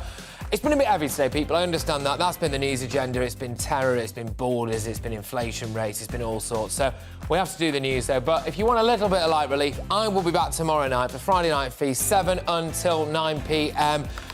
That'll drag you into the weekend kicking and screaming. Right now, it's your weather. Hi there, Aidan McGibbon here with the latest forecast from the Met Office. Further heavy showers to come in many places. Some of these will be thundery, but there'll be clear intervals in between, and increasingly clear skies will move in overnight. But for the time being, plenty of low pressure on the charts. One clearing away to the north, that brought the unsettled weather yesterday. Another one moving into the North Sea, that's clearing the rain from the southeast. But attention turns to the southwest, Wales, southwest England, and then later the English Channel coast. That's where the heavy showers will predominate, and we're going to see these turn thundery and perhaps persist along the coastline from Dorset to Kent, with the risk of 40 millimetres of rain overnight. So that could cause some issues, yellow warning in force. Otherwise, for most of the rest of the UK, we're going to see clearing skies. And for parts of Northern England, Scotland, Northern Ireland, where we get some shelter from the breeze, temperatures dipping to -2 or -3 first thing. That would make it the coldest morning since, I'd say, the second week of October. And for many, it's a bright start, but there'll be further showers coming along. Not as lively as they've been at times this week.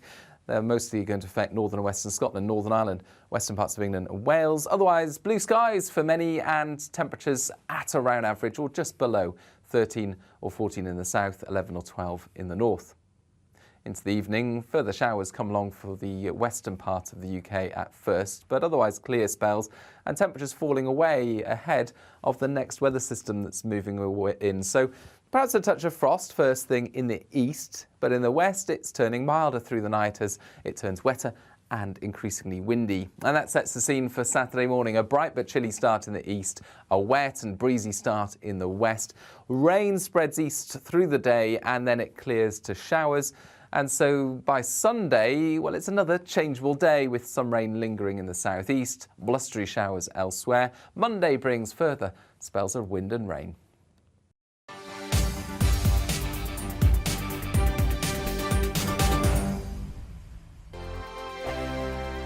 Join my show Farage, 7 p.m. till 8 p.m. Monday through Thursday. And there you will get opinion, analysis, debate, and I'll cover stories that nobody else dares to touch. You've been cancelled. Join the club. Oh, my goodness me. And then for the last 15 minutes, talking pints. We're over a drink. We have a civilised conversation with someone. We very often disagree, but we do it in a grown-up way. Come and join me on Farage. We are GB News. And we'd like to say thank you To each and every one of you. for helping our great nation Find its voice. We're absolutely everywhere. across England, Scotland, Wales and Northern Ireland. On TV, On radio. And online. We're proud to be The People's Channel. Britain's news channel. On the Mark Steyn Show, we cover the stories a lot of people are scared even to mention. The stuff that really matters with some of the world's biggest thinkers. Now is his opportunity to kind of take the steering wheel of history. Break away from the flock at 8 o'clock on GB News with the Mark Steyn Show.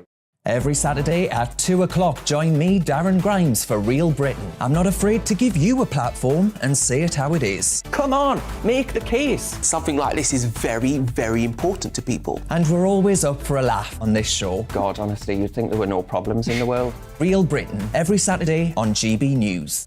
Hello, I'm Michelle Dewberry and you can join me every weekday 6 till 7 on Jubes & Kerr. Me and my panel will get stuck right into the day's events, and I can tell you, in fact, I can warn you, expect some robust debates, some strong opinions and perspectives from both sides of the fence. It's about you at home as well. I love to read out all of your comments, or at least as many as I can. So join me, Michelle Dewberry, Monday to Friday, 6 till 7 on Jubes & Kerr.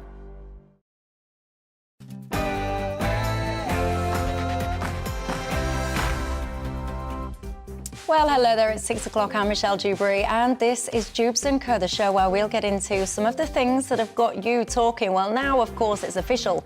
The Bank of England have gone and done it, haven't they? They've raised the base rate again. Now, it stands at 3%. Some are saying that we are on track now to have the longest recession on record.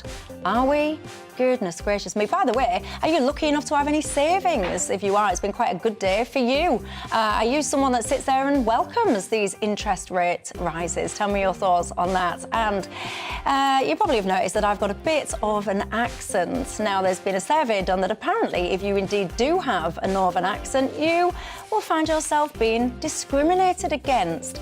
Is that still a thing? It's plain old snobbery, if you ask me. It's all about class, isn't it? Or is it? Is it more about regions and attitudes towards them? I want your thoughts on that tonight. I've got a Twitter poll running as well to get your opinions on that. And Albanian's Prime Minister has hit back at the UK, saying, stop blaming us for your bad policies. Does he have a point or not? We'll have all that to come. But first, tonight's latest news headlines.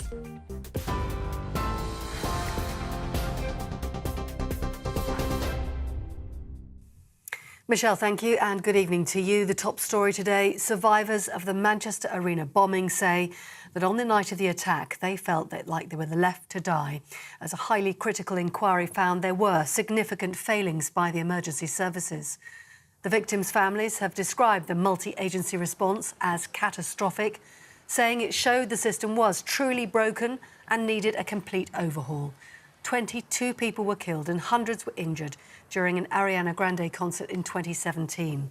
The second of 3 official reports found at least one victim, John Atkinson, could have been saved if he'd received the right care.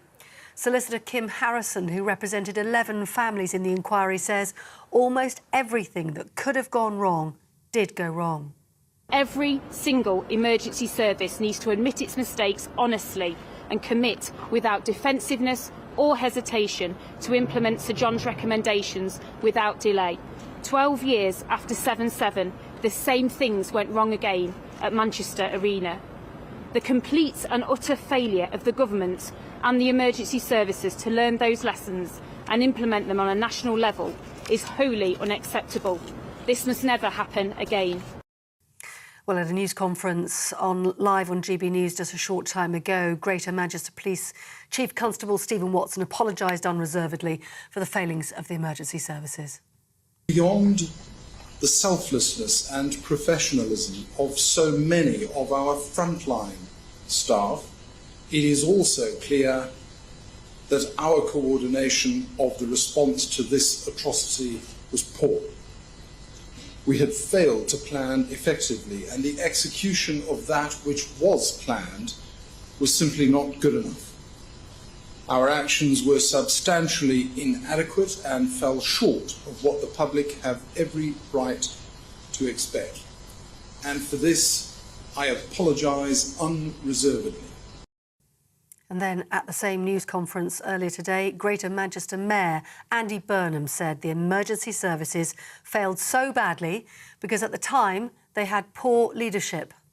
As the inquiry report makes clear, the reason people were left in this unacceptable position was the result of poor advanced planning and a failure to follow established guidance for an incident of this nature. That led to a poorly coordinated and confused response operation on the night. There is no justification nor excuse for this. Now, a mother and her partner have been sentenced to life for the murder of her 15-year-old son in Huddersfield in August last year. Sebastian Kalinowski died from untreated complications following weeks of abuse. Andrzej Latosewski and Agnes Kalinowska were sentenced at Leeds Crown Court. They'll spend a minimum of 39 years in prison. On sentencing, the High Court judge, Christina Lambert, described her horror at the abuse Sebastian had sustained. Anyone who has watched even part of the CCTV footage of what took place in that house last summer could only be utterly horrified by what they saw, and quite bewildered that anyone would behave in this way towards a teenage boy, let alone one who should be a much-loved child or stepchild. It begs the question of why anyone would behave in this way. Now, the Bank of England has warned the UK will travel a tough road ahead as it raised the interest rate to tackle soaring inflation. The base rate went up today by 0.75 percentage points to 3%. That's the single biggest rise in more than 3 decades. The Bank of England says the country is on course for its longest recession since the 1920s. The Home Secretary, Suella Braverman, has visited the Manston Immigration Centre this afternoon as she's come under increasing pressure over her handling of the migrant crisis. Downing Street says 1,000 migrants at the facility have been relocated to alternative accommodation since Sunday. The government faces potential legal action now over conditions inside the Manston facility in Kent. The Prime Minister, Rishi Sunak, has backed Miss Braverman's handling of the issue, saying she's taken significant steps in addressing the overcrowding there. The White House has strongly condemned the attack on Pakistan's former Prime Minister Imran Khan, who was shot in the leg after a gunman opened fire on his convoy. The assassination attempt happened as he was leading a protest march on the capital, Islamabad, to demand a snap election. Mr. Khan has been taken to hospital. His injuries aren't thought to be life-threatening. You're up to date on TV, online and DAB+ radio. You're with GB News. Now time for Dupes & Co.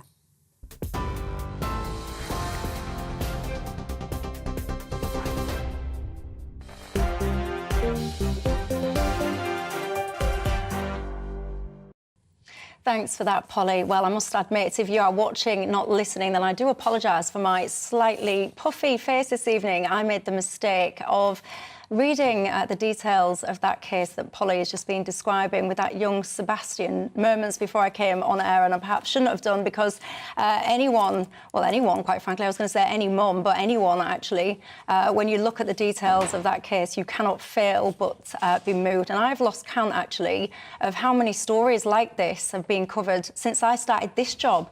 You know, I've been here, 2 years? The amount of children that we've had to report upon being tortured by their own parents.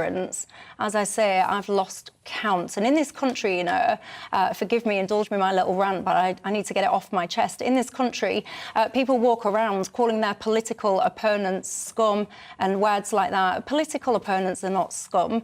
The people that those words should be reserved for are people like those parents you've just been hearing about, people who torture their own children in their own homes. I mean, words almost fail me. But if you, by the way, are somebody with a nice house and a big garden who went out of your way to campaign that people were locked into their houses during things like COVID, who would have us locked down again in an instant, you need to press pause and remind yourself, actually, that many people get locked down into homes that are not homes. They're torture chambers, whether it's children that get abused, whether it's people that get abused by their spouses.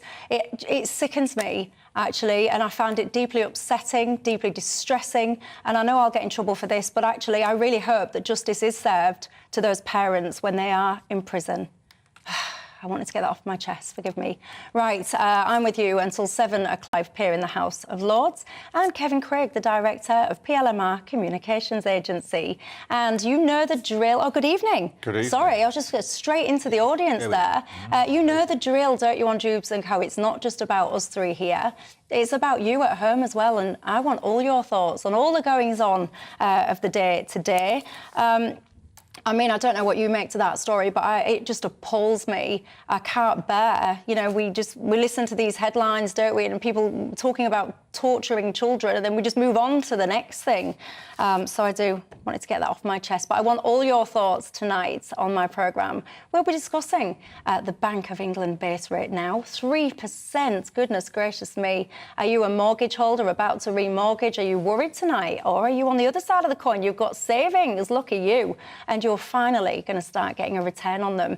Let me know your thoughts on that. And also, do you have an accent like me, apparently? If you've got a northern accent, wages or similar, it's bad news because allegedly you're still getting discriminated against, particularly in the workplace. And the Prime Minister of Albania, he is saying basically, don't blame me, don't blame us, don't blame Albania for the fact that people are crossing the channel. It's you, the UK, and your policies to blame. Is he right? I want all your thoughts. GBViews at gbnews.uk is my email address, and you can tweet me at GBNews. Right, let's get into it then, shall we? Our top story, the interest rates have just been saying 3%.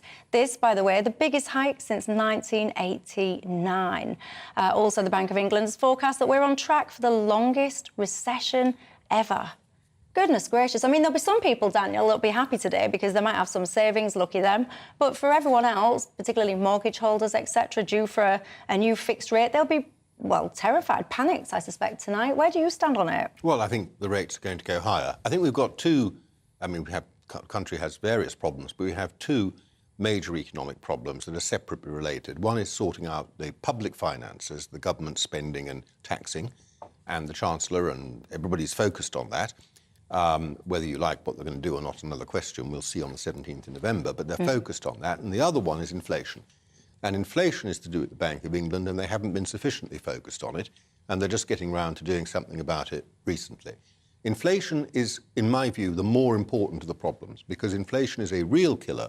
It destroys families' budgets, it destroys business planning, and it results in constant strikes, public sector. It's dangerous for public order. And the only way to get inflation back down under control involves higher interest rates. Now, here, it's always worth looking at what happens in the United States, because they set the tone for everybody. They've dealt with it. They've already got their rates up to 4%. Where they've gone, I think we'll be going, and I think it might even be higher than 4%. You think we will be going, down. or you think we should be going? Well, I don't know, because on that, nobody actually knows how high interest rates have to go to bring inflation down under control. Even the Bank of England doesn't know. There's a trial and error to all of this. But I just think that where the Fed has gone in America, the Federal Reserve, which does the Bank of England's job in America, does it better probably, where the Fed has gone, we will end up following, and so will the European Central Bank, because they've got the same problems. It's all because during COVID, we all printed money. We lived off, not borrowed money, we lived off printed money, just pumped out of the printing presses. So there's far too much money around, and now Putin has set off the bubble. It was waiting to go, and he's pushed the rock over the edge with what he's done to energy prices, food prices, agricultural inputs, and so forth. And I'm afraid I think it's going to go higher than it is. It will probably have to. I'd be very surprised if this were enough, but we'll see. Where do you stand on it, Kevin? Well, I thought Daniel used a very interesting phrase, Michelle, when he said trial and error, because there are different ways of looking at this. And I think one of the big concerns I have about today's announcement by the bank is that I do accept that inflation is an issue, but the tightening of monetary policy in this way, plus the fiscal austerity that I believe is coming this month. I believe that the Chancellor and the Prime Minister are going to inflict on us some cuts to public services. And I think that today's changes are particularly worrying because they shift money, as you said at the top of the programme, from those households that don't have savings and means to those who do. And so I don't know. I think today's latest move by the bank might be more error than trial. And I'm very worried about it. So you don't think that they should have raised it to the levels? I'm not sure. I'm not sure. And actually, if you want to, let's look around. What else might happen in this country to make this situation more bearable? And Daniel talked about how previously quantitative easing was used to introduce money into the economy. But if you want more money into the homes and the hands that need it, sorry to go back, but do we not need to look again at increased tax revenues from energy companies? Do we not need to look at bankers' bonuses? Do we not need again to look at the overall fiscal policies of the current government? Well, let's put that to Daniel. Do we not need to do those things? We do. I mean, the bankers' bonuses thing is just jealousy because, of course, the higher the banker's bonus, the more comes into the Treasury. I'm not jealous of any bankers. Daniel, I'm not. It's factually wrong, that. Sorry to interrupt. All right, but that's just a ridiculous point. But well, it's not jealousy. The other point I'd have made, though, just because I partly agree with Kevin, the other point I'd have made is that killing inflation absolutely has to be the priority in my view, and that has to be done through interest rates. But what then should you be doing with what we call fiscal policy, which is the tax and spend side? Should you be tightening that at the same time? That's where everyone's been focusing. So we've got to tighten that and sort out government finances, whereas actually at a time of tightening of the monetary policy side, I think we should be more relaxed about the fiscal policy side and willing to borrow more money, because it's at times like that where you need to be able to direct resources to some of the more vulnerable people. And in fact, the system does to some extent, because if we go into recession, if there are people who don't have jobs, who lose their jobs, then of course the welfare bill gets bigger. This is what's called automatic stabilisers. So inevitably government expenditure is going to rise. I think being completely obsessed about that is the mistake. We should be obsessed about inflation, and that means bringing it down, and the faster the better, and I'm afraid that does involve higher interest rates. So would you be comfortable if interest rates were rising, I don't know, let's just say a full 1% at the next meeting? Would that be okay with you, to go from 3 to 4? Would you be cool with that kind of speed? Would you want it to go faster or as slower? I said, nobody knows how high they have to go. Central bankers don't know that. But my view is if they have to go to 4, and I suspect they might, I would rather they went to 4 quickly in one step, rather than having all these baby steps where it's spread out slowly and it takes a lot longer to achieve the effect. Go on, sorry, Kevin. I'm just saying, Daniel talks about baby steps, but today we had it's the largest single increase. Yeah, but it follows a lot of baby steps. Yeah, but I mean, I think, look, for the comprehensive nature of this debate, we have to remember that us as citizens of this fine country who are going to be having to pay more money, part of the trigger for this was very chaotic politics a few weeks back, right? Former Prime Minister, former Chancellor. We can't forget that. It's costing families hundreds of pounds a month. No, and it's not. Hang on. With all due respect, my lord. Hang on. Are you saying that... You know that. Hang on, let him put his points here. Go on. Are you saying, Daniel, that the speech of Kwasi Kwarteng and the mini-budget... The mini-budget that came from him and our erstwhile Prime Minister, are you saying that those are not costing families hundreds of pounds a month? Absolutely not. Oh, mate. Every single one of them. Source? Every single one of them was reversed. What is causing this is the fact there's this huge overhang of money. The inflation in this country was rising very fast, well before that mini-budget was announced. The mini-budget was not carried through. Man. Everything was reversed within but days. You must cost concede... the country nothing. Hang on. But it set off a political crisis. Hang on, I'm not having that. You must concede. What Kevin's getting at is, at the end of the day, off the back of the mini-budget, mortgage companies, lenders, they, rightly or wrongly, whatever, but they did immediately hike up their product rates. Pretty much immediately off the back of that. And I would say, really, they've not really come down. You must concede that. Well, they put what most of them did was withdraw products because they were uncertain. So they weren't offering new mortgages for a short period of a few days. The rates went up, and that was a response really driven by bad investment management at the pension funds. But it wasn't a direct response, was it, to the mini-budget? And then those interest rates, those bond rates, which they priced their mortgages off, came down again because everything was reversed, not totally. Now, the fact is, nonetheless, the rates are rising for a different reason, and they've got to rise. I think what happened as a result of the mini-budget was not... It hasn't cost anybody anything. What it has done is it's brought about something faster that was inevitable and going to happen anyway. But I don't know. I mean, are you... Well, if you're... needs to happen. If you're at home watching this or listening to this and you were, I don't know, mid-mortgage application, you might be being mid-renewal or whatever, Daniel is adamant that it didn't cost people anything, this mini-budget thing. Did it? Are you someone at home that's yelling at your screen or anything and saying, hang on a minute, I was halfway through, I got my offer revoked and I got it... Michelle, that's not quite fair. I said it didn't cost the country anything. It was badly handled and chaotic, I grant you all of that. And there will be individuals who will be completely had their mortgage offer withdrawn and so on. So I didn't say there were no individuals who lost out. The country didn't lose out from that. Where we are now is where we would be whether that budget had happened or not. I think, to be fair, the country does lose out when hundreds of thousands of people have a different domestic budget as a result of misdirected government intervention. I don't think they don't have a different domestic budget. This would have happened anyway. Well, but over time, you see, this is the whole point. No, but this is the point. Inflation hasn't gone up over time. Inflation has gone from almost 0 to 11% in a matter of a few months.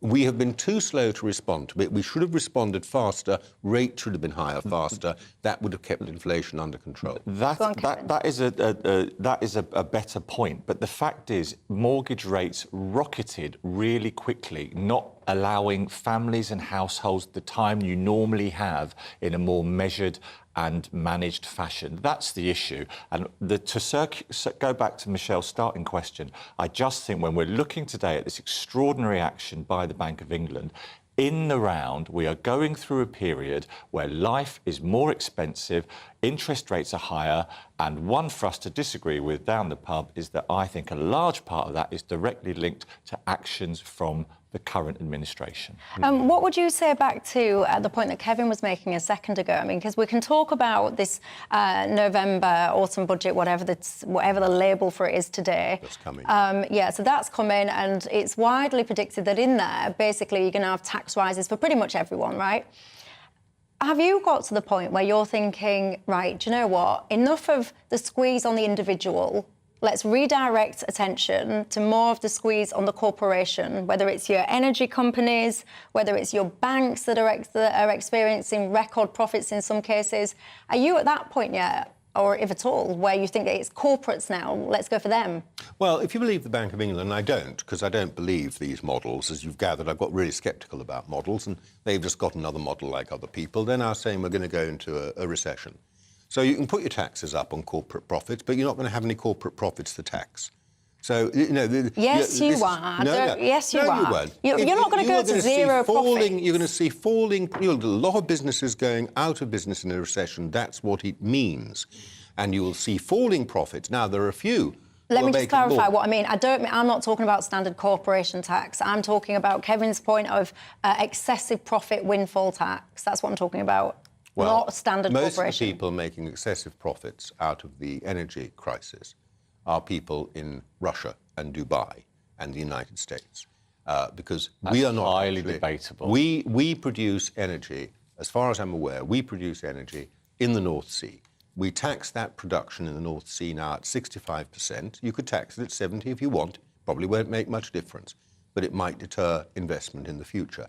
But most of the stuff we're consuming is actually coming from other countries. They're making super profits, but we're not going to be the ones taxing them if anyone does. So don't imagine that we can capture all that profit for us. We can't. Do you know, I'll tell you as well, we talk about windfall taxes. It never ceases to amaze me that when people talk about windfall taxes, excessive profit taxes, they talk about banks or they'll talk about energy. I don't think I've ever heard anyone say, well, what about the pharmaceuticals? What about the likes of Pfizer, that when literally vaccinating anything that would stand still long enough, what about all the excessive profits that they've made? Actually, unusually for most of the things that you talk about when we discuss anything health and COVID related, I actually think that's a good point, Michelle. I think that we agree on something COVID related. Goodness gracious me! It's a first, but I think that they're an American company. Yeah, right. But I mean, there are many corporations who don't pay the tax that they ought to. Did it without profit, right? Our bunch, indeed, didn't make a profit. There were some very, very philanthropic and charitable actions undertaken by health companies during the pandemic. But I do think, that there are billions of pounds to be had by this country for its public services and all the crises that we're going through from oil and gas companies. I invest in a lot of these companies, right? Full disclosure. But even former and recent executives do believe that there is justification in looking again. And I make this point because we are grappling on this show today with the increased costs of living and life in this country. And if you're doing that, you have to look in the round at everything. Indeed, well... If you're going to tax... Make it a short truth, though, because I need to go to a break. If you're going to tax the country, it's like plucking a goose. The inland revenue get a lot of money by taking small amounts of money off a lot of people. You can go and take some money off the energy companies, but it's not going to fill your hole or come near to it. It's a delusional from a fiscal more if you're going to fill a black hole. I just don't think we should be filling it that fast. Don't you? Well, a lot of people are getting in touch, by the way, on this interest rate thing specifically. And a message that's coming through thick and fast, by the way, is what you all doing, whinging about interest rates at 3%. Many of you are getting in touch with me and saying, I remember back in the days when it was, 12, 15, 16, 17%, etc. Yes, and I get that. But for a very long time, it's indisputable that we've had interest rates of, pretty much 0, 1%. So this is a big shock. That is why I think for many people, they are genuinely struggling. That's not to take away from the fact that many years ago it was much higher. We're talking about the here and the now and the struggles that people are facing there. Lee, you did make me laugh. You've emailed in and said, Michelle, I don't trust banks, so no interest payments for me, but my mattress is so full of cash, I now need a ladder to get to bed. Oh, it's Les that says that. Les, do me a favour, send me a second email with your address. Thank you very much. Right, I'm going to take a quick break. When we come back, I want to talk to you about accents. I've got a Twitter poll running on that, and I also want to talk to you about the Prime Minister of Albania is basically saying, don't look in our direction, it's you lot and your failed policies that's to blame. Is he right? I'll see you in a couple of minutes. Monday on GB News. Join my new show, Bev Turner Today, from 10 a.m. There's never been a more interesting but also critical time in British politics, and I can't wait to bring you the biggest stories of the day with the best factual accuracy and also a few of my own opinions thrown in. We'll engage in passionate but always polite debate with your thoughts and opinions at the centre of it all. Monday to Thursday on GB News, on TV, on radio and online.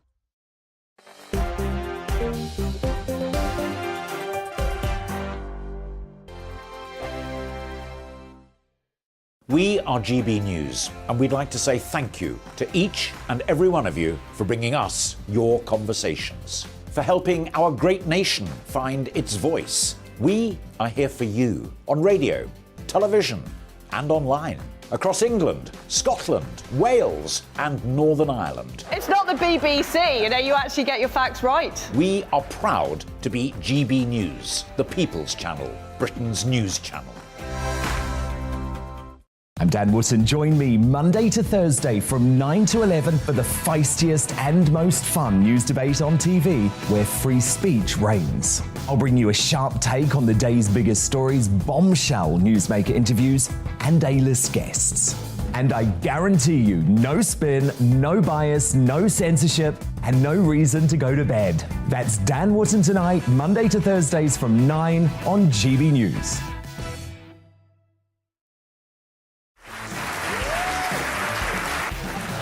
My name is Andrew Doyle. Join me every Sunday evening at 7 p.m. for Free Speech Nation.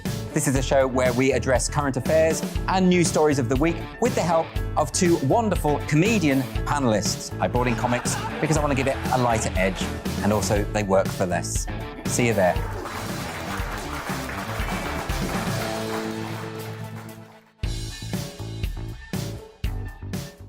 My name's Tom Harwood, and join me 9:30 a.m. every weekday for The Briefing, your one-stop shop for everything you need to know about what's going on in politics today. I wonder if this is a deal that might need to be like the biscuits in this factory, twice baked. Is there not an opportunity here to win out against the extremes? Tom Harwood, GB News. What are you going to do about it? Things should have been done differently, and they certainly are being done differently. Don't miss it. The Briefing with me, Tom Harwood, 9:30 Monday to Friday on GB News.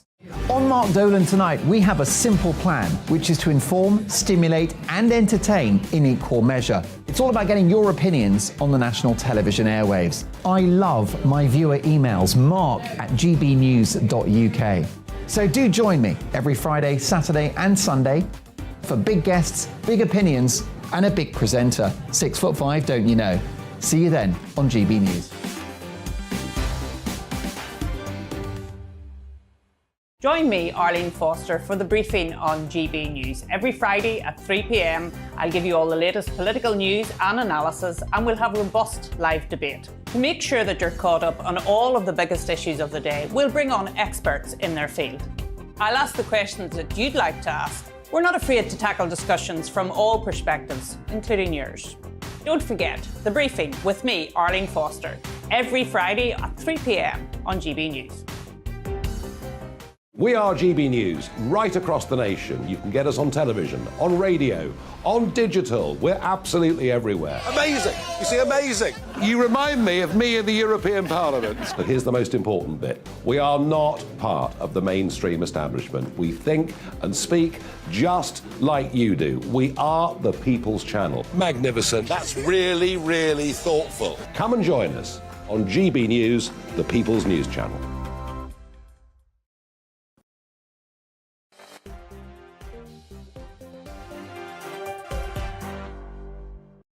Hello there, I'm Michelle Dewberry. This is Jubes & Co. and we're with you right through until 7 o'clock this evening. Daniel Moylan, the former advisor to Boris Johnson and now a Tory life peer in the House of Lords, joins me, as does Kevin Craig, Director of PLMR Communications Agency. Lots of you guys have been getting in touch about those first couple of stories we've just covered. Jacqueline says, Michelle, I am screaming at my TV, she says. I have recently been widowed. I'm sorry to hear that. You say you're a pensioner with a mortgage. In January, my fixed rate ended, she said. The mortgage company wouldn't give me another fixed rate, only a standard variable. Now my mortgage has increased £250 a month, she says. I don't know how they expect a pensioner to find this extra money, she says. Nobody cares. Jacqueline, we care. We care very much about it, hence we'll continue debating it because, you know, goodness only knows how all of this is going to end up, but, you know, we'll try and come up with some solutions, won't we? Yeah. Maybe, who knows, maybe Jeremy Hunt is listening, making notes as we go. You never know. Alex says, Michelle, will you stop picking on Daniel? Am I picking on you? I feel very humiliated. Oh, do you? My mental health is suffering. Oh, goodness me. And it's Kevin also, he has a go at It's Kevin as well? Yeah, he makes stuff up and then he sort of has a go at me. Oh, I'm gonna designate that corner there a safe space or something. It's got a nice tree in it. Space. Yeah, I'll give you a nice safe space. Right. Sorry, Alex. Alex is saying I've got to stop picking on him.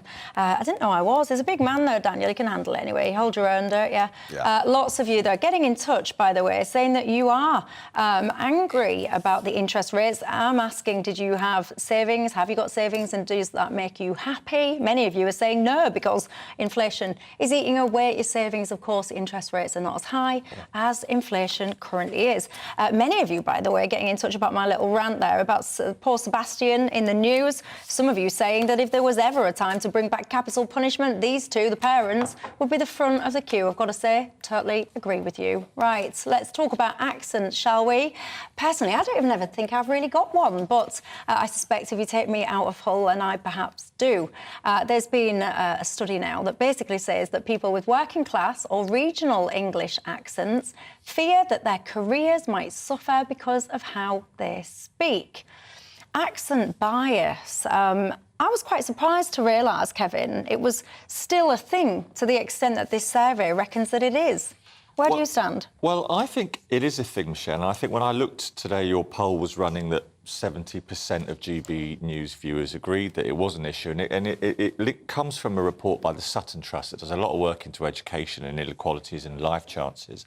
And I think I would say that this country is getting less snobby, less judgmental as time goes on. I think we are more classless than we've ever been. But I recognise in my own working life over the last 30 years that there were times where, you know, your accent did lead to you being judged. Now, good luck to the person who tries to discriminate against you on the basis of your accent. I don't rate much for their chances. But I do think it has in the past been an issue, and where strong regional accents, strong working class accents in life you did risk being perceived as perhaps less intelligent than you are.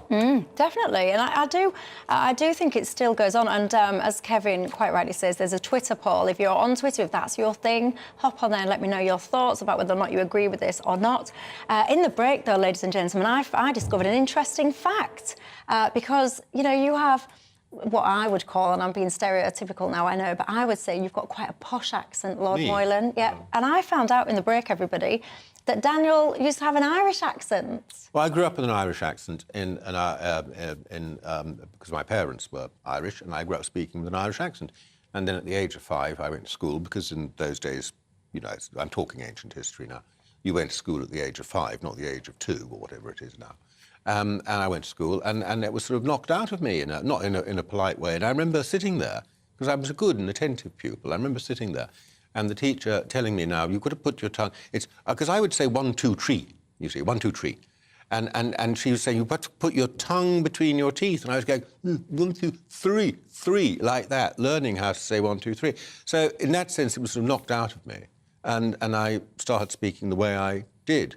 In the nicest way. When I say knocked out, No, I know. I understand what you mean. I don't mean anything abusive. But why do you think that was? That was standard thing. That was people were expected to speak with a what was used to be called standard English or received pronunciation, and that's what people were expected to do. So I just did what I was told because I was a 5-year-old and a good boy. You know, I did all the things I was told. I wasn't a naughty boy, and I started speaking that way, and then it just sort of carried on. I want to make a distinction on the bigger issue, though, between class and region, because I think, you know, there are I don't think it's a class issue as such, but there are regional accents which are positive and accepted. For example, the Scottish accent, which is thought of in a positive way, generally. People don't look down, in my view, on people who speak with a Scottish accent. And there are other accents, and there are regional English accents which are positive. So one thing I think has changed is, you know, 40 years ago, Geordie would have been thought of as some sort of incomprehensible barbarianism. Now I think Geordie... By whom? By whom? Most people listening to it who weren't Geordies. Really? And I think now... Any Geordies listening? Do you agree with what you're hearing? I think Geordie's become a very sexy and attractive sort of accent. Goodness me, Daniel. Whether that's down to television, of course, a lot of that's down to, you know, Lewis and all that sort of stuff. Anton Deck. Anton Deck, all that. I think it's become What, much Anton more Deck attractive. has made the Geordie accent sexy? Without a doubt, Sort of Michelle. accent. Really? you see. Yeah. Whereas Birmingham, where I grew up, which is an accent I actually quite like listening to. I think most people go around and avoid the Birmingham accent if they possibly can. I'm sorry for any fellow Brummies out there if I've upset you. So I think these things change, and they're more to do with the fact that some regional accents are positively received and sometimes on the up, and others have got a more negative response to them. But don't you I don't think entirely know why that's why. But you don't think that's class? No, I don't think But I think it's pretty much entirely class. There are lots of people who live in Birmingham who are well off. Yeah, but then I would... Maybe I'm now being stereotypical, but I would say that a lot of people, they do think, like, if they would hear, like, an accent like mine, say, there is this automatic assumption that, A, I'm thick, and don't all write in with that agreement as well, but A, you're thick, B, you're definitely working class. You're not going to look... There are a lot of working class Scots. Yeah, but you're not going to listen to me and say, oh, she's posh, are you? The region, the sound in the region is more important, I think, than the class. There are lots of working-class Scots who speak with a Scottish accent. There are lots of rich Scots. We don't discriminate between them. In accent terms, there may be other things that we take account of, and these surveys often uncover things we're not aware we're taking account of. But I think what's interesting, to pick up a bit what Michelle has said, you say the Scottish accent historically has been more accepted, etc. But that's one form of it, right? If a hardcore Glaswegian accent, you don't hear that on mainstream media as much. And I think historically, I think things are better now. You know, having an anchor who's working class originally, Hull woman, is not shocking, right? But it would have been 40 years ago. It didn't happen. And you say working class originally, but I will always regard myself as working class. Ah, would you? I would. Yeah? Yeah, and we have this conversation about what is working class and what isn't working class. To me, working class, it's inside you. It's who you are, it's your value set, it's your outlook on life, it's the way you interact with others, perceive others. It's about your sense of graft inside you. To me, it's not about a bank balance or where you live or anything like that. Do you not agree? Anyway, nobody cares about class anymore. I do. Well, they don't. It's why you're out of touch. All the left-wing politicians who, when I was young, used to talk about class, all the Labour politicians who worried about the working class, they're not interested in class anymore. They talk about identitarian policies. They're talking about whether you belong in this group, this particular minority, and so on. Class never comes into it. Now, do you know, Daniel, why the left has wiped class out of political discourse? No. Well, two things. Number one, Michelle, I think there's a really interesting discussion to be had about if you start off in life in a working class background, and then you get to a point in life where you're, for example, very well educated, or you're in a certain job or earning big money, are you still doing working class things? Are you earning money through manual labour, ... Really interesting topic. But secondly, Daniel, I think class is interesting because class often links to life chances, opportunity, social mobility. Too. Yeah. I think Who it's killed it interesting. then? So, I think... You just said all the lefties killed it. Well, what does the left talk about now? It's all about black and ethnic minority groups. Fair tax. It's all about... Law and order. Sorry? What? The left talks He's about saying fair what the left tax, are talking about. law and order. These yeah, are they the talk issues. about... Of course they do. They talk about... They don't just talk about things about how you divide the cake, how you divide up the population in society and talk about it. They do talk about other things too.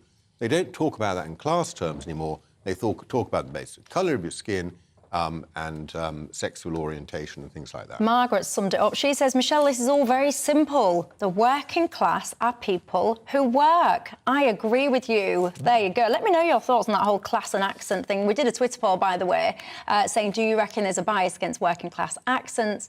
70.5% of you said, yes, you do, and 29.5% of you said, no, you don't. I wonder if the almost 30% that think that no, that there isn't, is perhaps the people that don't have a working class accent. Let me know your thoughts on that. Cyril, by the way, you got in touch saying that we all don't know how to wear our poppies. Apparently the green leaf needs to be at 11 o'clock. We all promptly took your advice on board and changed our poppies. Thank you very much for that. Right, when we are going to take a quick break. When we come back, the Albanian Prime Minister has hit back at us, the UK, so he has. He's saying, don't blame him, don't blame the Albanians for what's going on in the Channel, blame the UK and its policies. Is he right? Tell me, and I'll see you in a couple of minutes.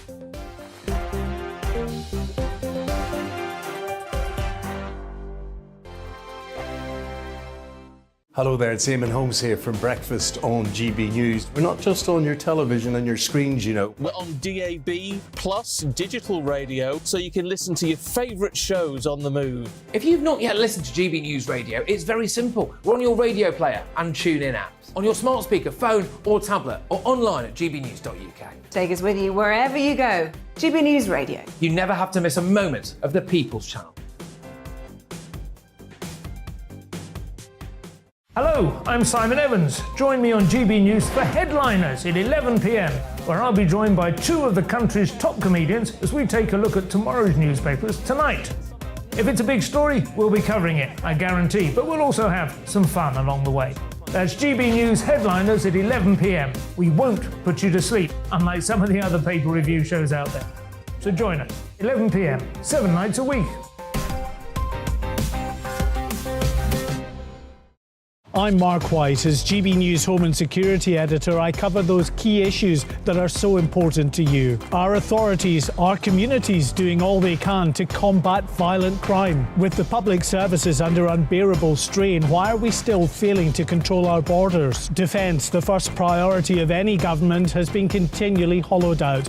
Can we trust our politicians to protect the armed forces? Join me, Mark White, on GB News. Join me, Nana Akua, on Friday, Saturday and Sunday afternoons on GB News. Expect fiery debate and passionate discussion as me and my panel tackle some of the biggest topics hitting the headlines. It's a place for everyone's opinion. No one gets cancelled, but no one gets an easy ride. Oh, she's on it today. Be ready for conversations that are fierce, frank, and of course, fun. Every Friday, Saturday and Sunday afternoon from 4 p.m. on GB News. Every morning from 6 o'clock, we'll wake you up with GB News Breakfast with all the stories you didn't know from the night before. So whether it's serious news, entertainment, or your own views from all over our great nation, we're here to kick off your day with a smile. The national media should be reflecting and reporting what's happening here. You will notice the northwestern accents. Whether you're with us on TV, radio, or online, every morning, it's breakfast from 6 a.m. Hope you can join us. Every Saturday at 2 o'clock, join me, Darren Grimes, for Real Britain. I'm not afraid to give you a platform and say it how it is. Come on, make the case. Something like this is very, very important to people. And we're always up for a laugh on this show. God, honestly, you'd think there were no problems in the world. Real Britain, every Saturday on GB News. On the Mark Steyn Show, we cover the stories a lot of people are scared even to mention. The stuff that really matters with some of the world's biggest thinkers. Now is his opportunity to kind of take the steering wheel of history. Break away from the flock at 8 o'clock on GB News with the Mark Steyn Show. We are GB News. And we'd like to say thank you to each and every one of you for helping our great nation find its voice. We're absolutely everywhere. Across England, Scotland, Wales and Northern Ireland. On TV, on radio, and online. We're proud to be the People's Channel, Britain's news channel.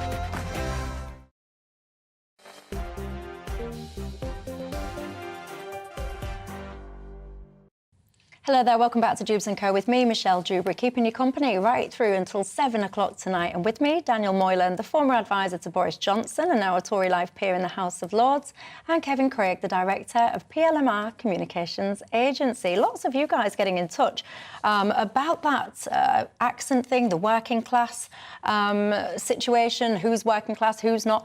Andy, you sum it up as well. You've just messaged and said you get quite frustrated, angry if someone says that you've moved from working class to middle class based just on your income. And I have to say that is a sense that's been echoed by a lot of people in my inbox. Somebody else, Arnold, you say it's less a class divide and more an opportunity